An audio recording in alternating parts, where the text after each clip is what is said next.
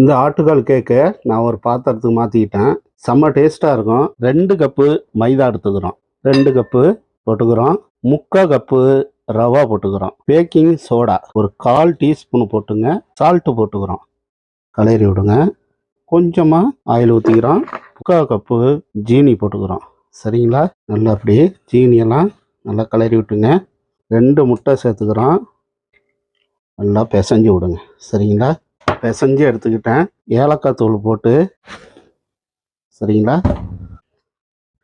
Diamond ஷேப்பில் எடுத்துங்க. சரிங்களா? இது மாதிரி நான் சன்ஃப்ளவர் ஆயில் சேர்த்துக்கிட்டேன். அப்படியே சைடில் இறக்கி விடுங்க. அப்படியே பரட்டி விடுங்க.